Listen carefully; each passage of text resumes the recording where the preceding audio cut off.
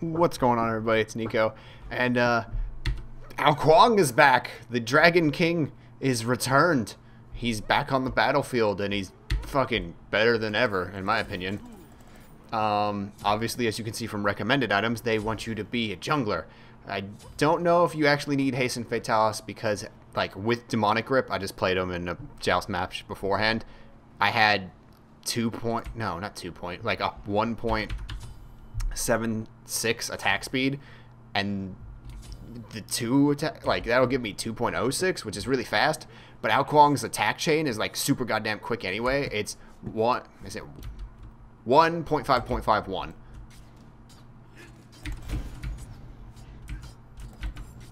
It's really quick, so I don't know if Fatalis is necessary. Yeah, somebody out there better than me is probably like, no, Nico, you don't understand. Fatalis is the most amazing thing ever on Ao Kuang.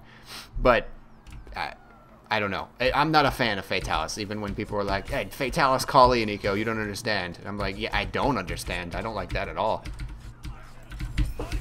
One thing I do know is that I'll be leveling the 2 first out of all of his abilities.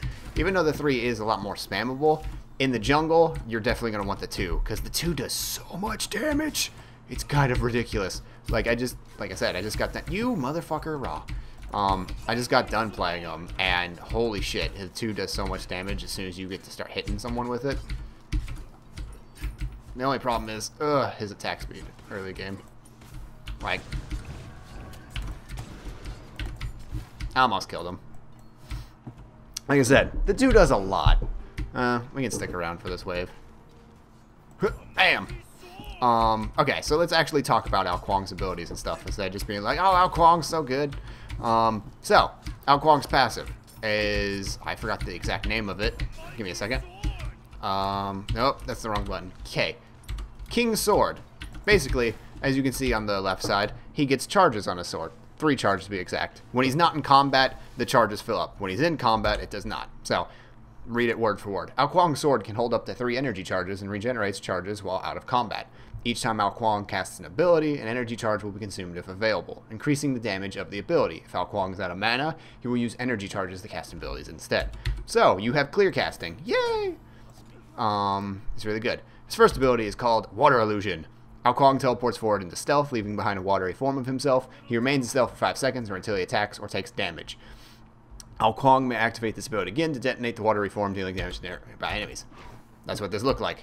People can see this guy just standing there, but he is not targetable. Minions will not aggro to it. A tower will not aggro to it. Nothing can target that. It is an illusion. It's just to mark where you were previously.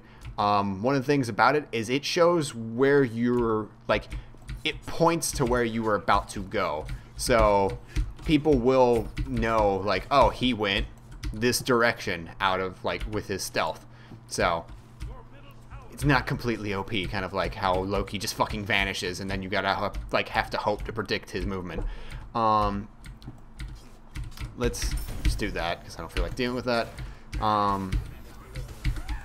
God damn it. Fuck you. But yeah, Robot is annoying as ever, and his 2. Let's go over that. Dragon Call. Ao Kuang summons 6 dragons to his side. It's a lot of dragons. For every successful basic attack Ao Kuang makes, a dragon will dive to the target, dealing additional damage. This ability ends after all dragons are used, or 10 seconds. You get a really, really long time to use all these dragons. Oh my god, this Robot is like the worst thing. You know what? Get out of here. And now he's doing this. Oh, didn't mean to do that. That's dead. And let's send out some dragons, do some more damage. Also, one of the things I've noticed is that if the dragon will not be able to actually go to the target, like if your basic attack kills it, a dragon won't be sent out. So that's really good. You won't accidentally waste your dragons. Ao Kuang may activate this ability again to send forward any remaining dragons in a ranged attack. The dragons damage and slow the first enemy they hit. Damage, attack damage per hit when you're auto-attacking is 40, 60, 80, 100, 120, plus 24 from 80. I can't remember how much magical power contribution that is, and I don't feel like doing the math. Range damage, 20, 30, 40, 50, 60, plus 12. Water Illusion does damage, but you're not going to be using it for damage. If anything, you're just going to be using it to try escape. And then the slow is 30% plus for 1 second plus 0.25 seconds per remaining dragon. So if you throw out all 6 of them, that's another 1.5 seconds. So that's 2.5 seconds of slow. Right? 2, 4. Yep. It's 3. Wild Storm. Kuang unleashes a storm of lightning from his sword, damaging all enemies in front of him. This hit is considered a basic attack and will activate item effects. I don't know why that's in, like, why that tooltip is there. Because mages activate item effects with abilities. So that makes me think they made Kuang physical and then switched him to magical and then forgot to update some of this stuff. Because it's very obvious an ability would activate an item effect on a mage, because that's what all mages have, things that activate item effects. Unless, you know what, actually, Telkine's Ring would proc on it, though I don't think Telkine's is actually a good item ever, even with Kuang's 0.5. It might be good. I don't know.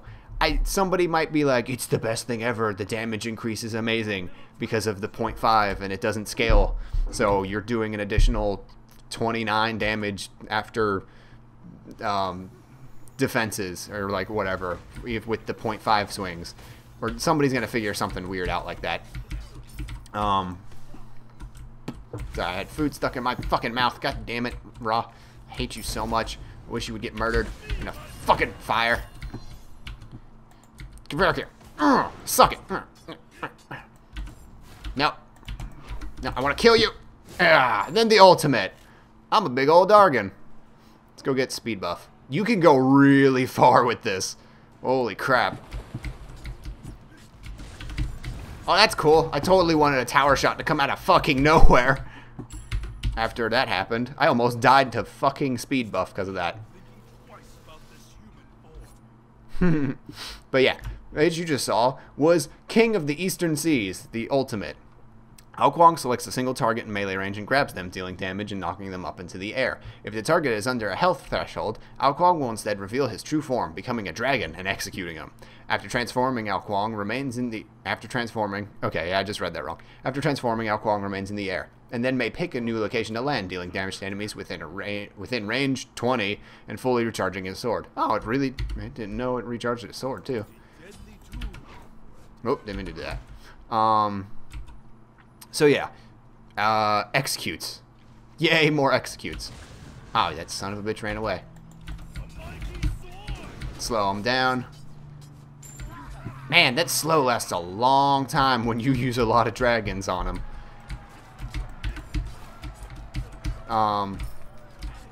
Also, my skill priority is max 2, max 3, and then max the ultimate, and then max the 1. The 1 is going to be an escape, so I don't really care to have that have more damage on it.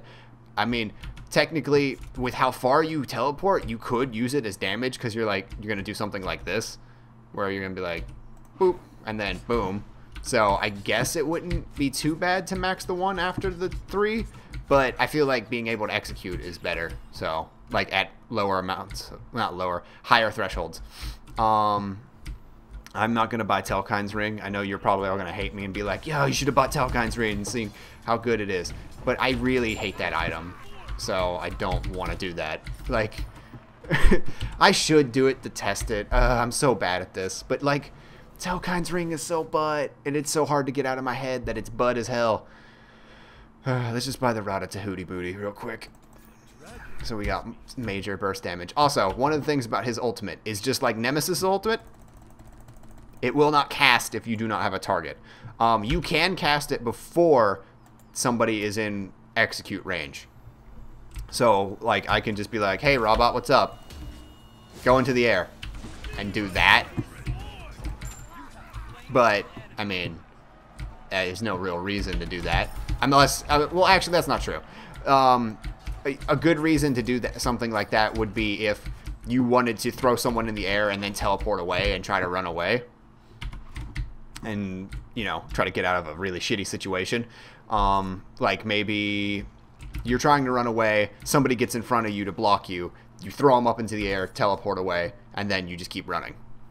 You could do something like that. Or Ymir walls you off, and then you're like, fuck you, Ymir, and throw him in the air, and then teleport over his wall. You know, something like that.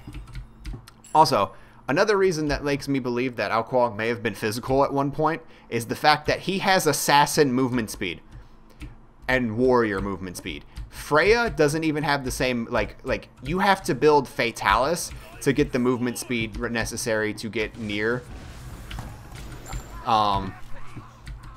like the movement speed I have right now. All I have is boots, and I'm up to 505. If I remember, well, with speed buff. If I remember correctly, Freya still hits around 480 something, with boots and speed buff, where Thor gets 500 movement speed with speed buff and boots, and I'm fairly certain Hercules gets 505 movement speed with speed buff and boots, which means Kuang's movement speed is higher than any other mages in the game as far as I can remember. I haven't actually like checked. We could do that after this, like after going over all of his abilities and stuff and like showing off everything.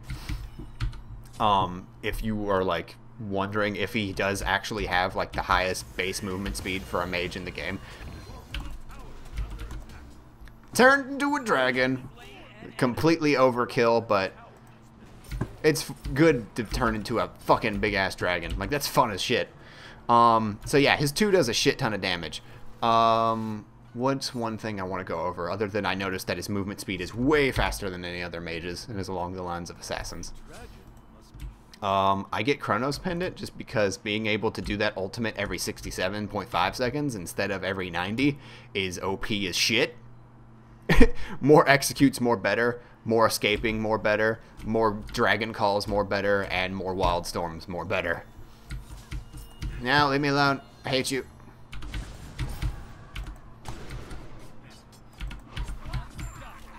You can do something like that.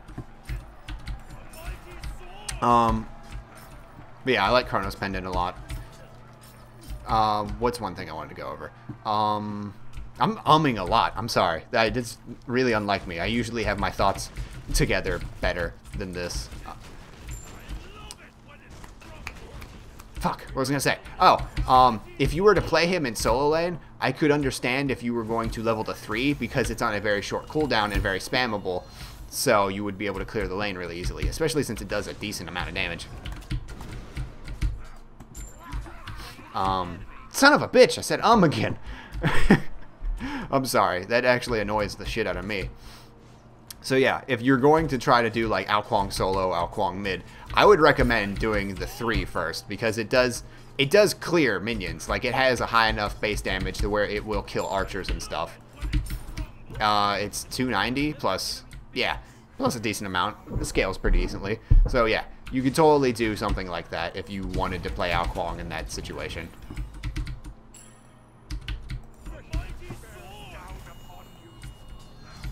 I tried to get out of the way of that.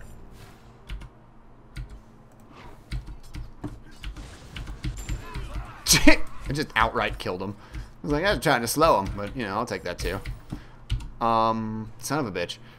One thing you do need to know is his 3 goes through walls. His 2, when you fire it, does not. It hits the first target and it stops. So if you hit a wall, it's going to stop in the wall. The 3 isn't that long, so you won't be getting, like, super long-range snipes or anything. But it is a thing you can do. I think Gem of Isolation is going to be really good because you're going to be able to slow people with just the 2 while attacking them. So you'd be able to keep up with them without using the second part of it where you throw it. And it also gives you 250 health and mana as well as magical power and slowing them. I feel like Gem of Isolation would be a really good pickup on him. I could be entirely wrong, but in my head it makes sense. Like, so I'm going to try it. See, look, he's getting slowed. We ult you because I like turning into a dragon. And then from here, I could be like, well, I could go over there. I could go here. Oh, I can't hit the entire minion wave. Cool. But yeah, one of the things that you're going to try to like figure out when you're in dragon form is like, do I want to initiate on someone else from up there? Or do I want to go from ganking a lane in dragon form and straight to a buff camp? Like that way I can continuously farm and farm very efficiently, very quickly. So that's something you need to take into consideration if you do get to execute somebody. Trying to think of other things.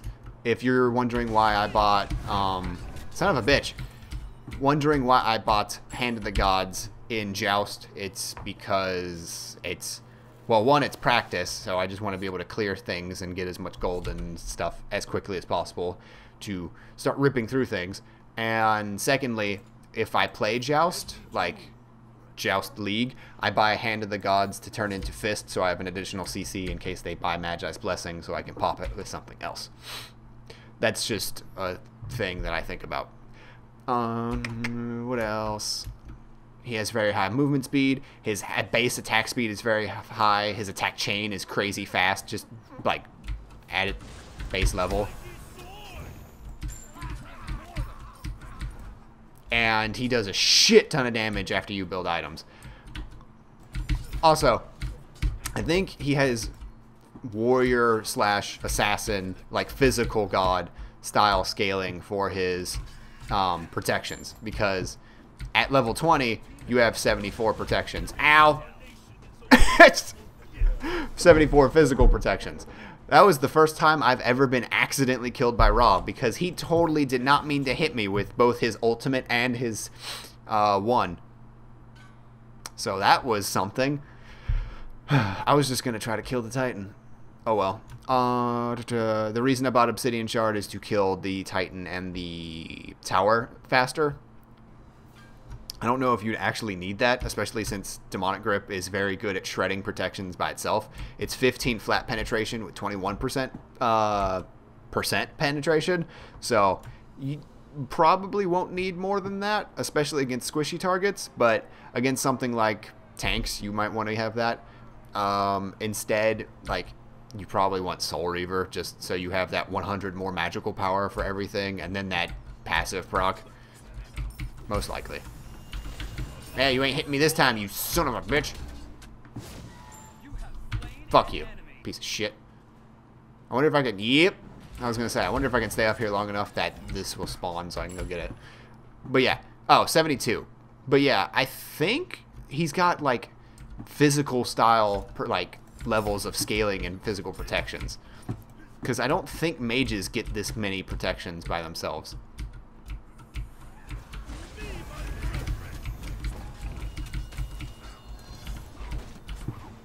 Oh god, I'm slowed. I'm gonna die again. Whoa, maybe not. Can I live if I juke hard enough? Oh, you know what? Bancroft's Town would probably be really, really good on him.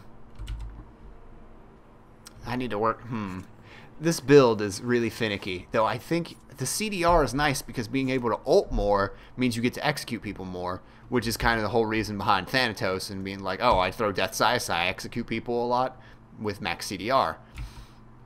And then every physical assassin buys Jotuns because having that, like, 15 per... Wait, is it 15? No, 25% is... Wait, does Jotun give 25? I think it does give 25 because, yeah, because 90 seconds goes down to 67. Yeah, anyway, having that 25% CDR is just invaluable. But at the same time, I feel like he does need lifesteal in some way. Oh, I could have turned into a dragon. Oh well.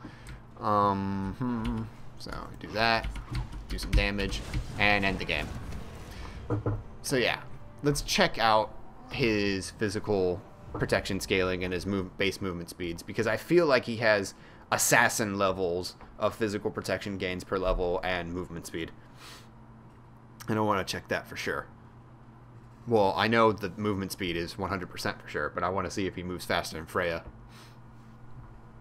I'll let you guys see the win screen real quick. It's pretty awesome, to be honest, so I don't want to take that away from you.